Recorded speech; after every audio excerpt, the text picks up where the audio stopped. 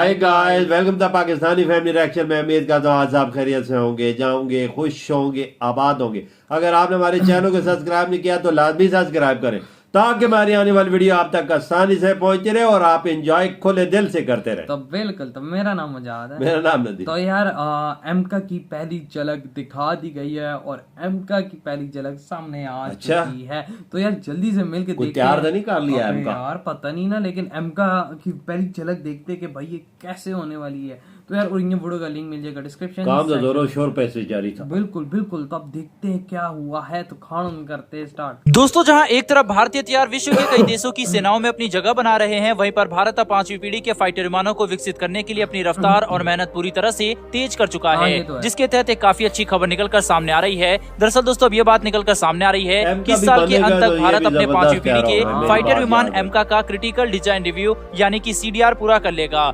जिसके बाद इस फाइटर विमान को विकसित करने के लिए चीजें अपनी पूरी क्षमता के साथ काम करेगी, ताकि जल्दी से जल्दी इसके पहले प्रोटोटाइप को रोल आउट किया जा सके, जो कि साल 2025 के अंत तक हो जाएगा। इस पूरे प्रोग्राम के लिए एरोनॉटिकल डेवलपमेंट एजेंसी को लगभग 15,000 करोड़ रुपए के फंड की जरूरत पड़ेगी, जिसके लिए भारत अपने पहले 5वीं पीढ़ी के फाइटर विमान को तैयार करेगा, जिसकी पहली उड़ान साल 2026 के अंत तक या फिर साल 2027 के मध्य तक कराई जाएगी। और अपने सारे परीक्षण पूरे करने के बाद ये फाइटर विमान साल 2028 तक प्रोडक्शन के लिए तैयार हो जाएगा। दोस्तों, एक फाइटर विमान को विकसित करने के लिए काफी समय की जरूरत होती है, जिसके केवल डिजाइन को पूरा करने के लिए ही कई सालों का समय लग जाता है, क्योंकि एक फाइटर विमान के डिजाइन को कई अलग अलग तरह के फैक्टर को ध्यान में रखते हुए तैयार किया जाता है, जैसे कि उस फाइटर विमान की असली मकसद क्या होगा, इसका इस्तेमाल अधिकतर किस जगह हो या फिर कैसे ऑपरेशन में किया जाना है। ऐसी चीजों को ध्यान में रखते हुए एक फाइटर जेट का डिजाइन तैयार किया जाता है, जिसे पूरा करने में कई बार सालों का समय लग जाता है और कई सारे डिजाइन को रिजेक्ट भी किया जाता है। इसके अलावा जो डिजाइन बनकर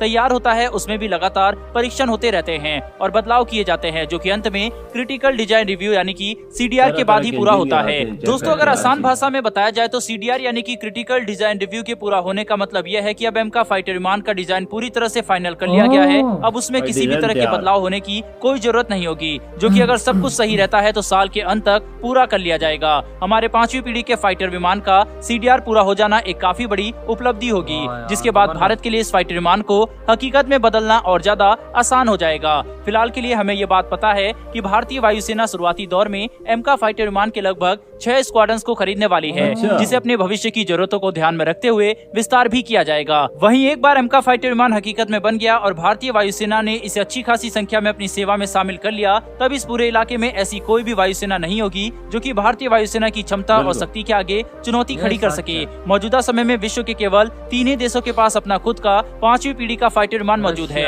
जिसमें अमेरिका, रूस और चीन शामिल है। लेकिन एमका के तैयार होने के बाद भारत भी इस लिस्ट में शामिल होकर चौथा देश बन जाएगा। बहरहाल बढ़ते हैं डिफेंस से जुड़ी एक और बड़ी खबर की तरफ। तो दोस्तों, इस साल होने वाले डिफेंस एक्सपो के दौरान भारत और ब्रिटेन की डिफेंस इंडस्ट्री एक दूसरे के साथ साझेदारी बढ़ाने के लिए काफी महत्वपूर्ण कदम उठाने वाले हैं, जिसके तहत ब्रिटेन की कई सारी कंपनियां अपने भारतीय पार्टनर के साथ मिलकर रक्षा के क्षेत्र में अपनी साझेदारी का विस्तार करेंगे। ब्रिटेन और भारत की डिफेंस इंडस्ट्री न केवल एक दूसरे के साथ इसलिए साझेदारी कर रही है ताकि भारत की रक्षा जरूरतों को पूरा किया जा सके, बल्कि ब्रिटेन की इंडस्ट्री भारतीय पार्टनर और कंपनियों को अपने ग्लोबल सप्लाई चेन का भी हिस्सा बना रही है, जिससे ब्रिटेन के कई सारे हथियार न केवल भारत में मैन्युफैक्चर करके खुद भारत और ब्रिटेन को मुहैया कराए जाएंगे, बल्कि पूरे विश्व में भी इनका निर्यात किया जाएगा, जो कि भारत के लिए काफी अच्छी खबर है। ब्रिटेन और भारत की प्राइवेट और सरकारी कंपनियां एक दूसरे के साथ मिलकर पहले से ही कई महत्वपूर्ण हथियार और रक्षा उपकरणों को लेकर साझेदारी कर रही है, जिसके तहत ब्रिटेन की कंपनी रॉल्स रॉयस ने भारत की हिंदुस्तान एरोनॉटिक्स लिमिटेड के साथ मिलकर भारत के अंदर अपने MT-30 मैरीटाइम इंजन्स के लिए एक पैकेजिंग, इंस्टॉलेशन, मार्केटिंग और सपोर्ट सर्विस स्थापित की है। वहीं पर इसके अलावा ब्रिटेन की थेल्स और भारत की BDL ने पहले ही V-शॉर्ड मैनपेड्स की भारत के अंदर प्रोडक्शन को लेकर एक एग्रीमेंट साइन कर लिया है, जिसके तहत इन मिसाइलों का निर्माण करके न केवल भारतीय सेना बल्कि ब्रिटेन की सेना को भी सप्लाई किए जाएंगे और इनके अंदर एक भारतीय laser beam riding MANPAD system लगा होगा। वहीं इसके साथ ही MBDA और BDL SRAM मिसाइल को लेकर भी एक दूसरे के साथ साझेदारी कर रहे हैं, जिसे बहुत जल्दी भारत के तेजस में भी इंटीग्रेट रिलेट किया जा सकता है। कुल मिलाकर देखा जाए तो भारत और ब्रिटेन की प्राइवेट और सरकारी कंपनियां एक दूसरे के साथ रक्षा के क्षेत्र में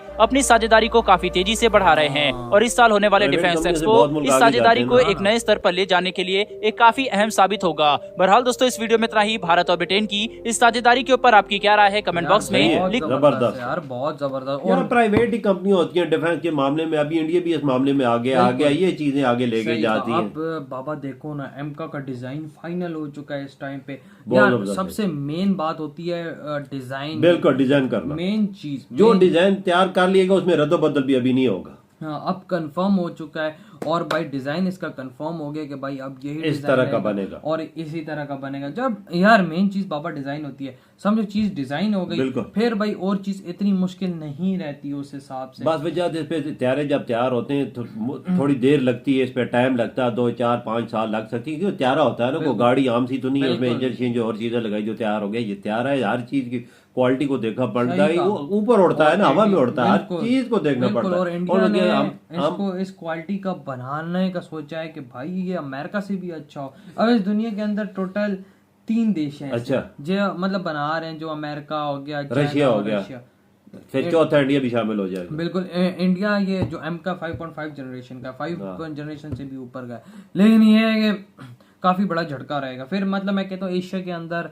कोई भी इंडिया की टक्कर का नहीं होगा। बिल्कुल, 4 मुल्क होंगे जिनके पास ये तैयारा होगा और इंडिया अभी इस रेस के अंदर दुनिया में आगे जा रहा है सबसे। मतलब इन्होंने जिन्होंने बना लिया उनको हटा के और देशों की निस्बत इंडिया सबसे आगे जा रहा है। बिल्कुल, तैयारा बनाने में एम का है ना, तेजस से इन्होंने तैयार कर लिया है, उसका तो सब कुछ बिल्कुल। अब उसके आगे के वर्जन बनाने आसान है। अगर एम का तैयार हो गया तो फिर इससे भी आगे वर्जन जा सकता है। और बिल्कुल भाई, जाहिर बात है। और जिस तरह अभी ये यूके और इंडिया की बात हो रही है साझेदारी की, तो यार ये भी अच्छी बात है। देखो आपस में कंपनियां होंगी। मेरे भाई बात ऐसी है कि इधर यूके की कंपनी, इधर इंडिया की कंपनी, जितनी प्राइवेट कंपनियां तो सरकारी कंपनियां मिल के डिफेंस के मामले में इंडिया में निवेश करना चाहती हैं। इधर से सब कुछ तैयार होगा और बाहर यूके की भी जरूरतों को पूरा किया जाएगा और एक्सपोर्ट भी बाहर किया जाएगा। दो मिल के करेंगे। बिल्कुल, और ये बहुत जबरदस्त चीज है कसम से। मतलब मिसाइल भी बनाएंगी और भी डिफेंस की जो मामलात है, जो चीजें वो भी बनेंगी। और इससे दोनों देशों के दरमियान दोस्ती बढ़ी आजकल बड़ा ये बात है। मतलब यूके थोड़ा वो जल रहा है इंडिया से। क्यों जल रहा है? क्योंकि इंडिया इकोनॉमिकली आगे निकल चुका है। उसे बीट करके आगे निकला है। बिल्कुल, लेकिन अब लगता है उसको भी समझ आ गया कि भाई इंडिया के बगैर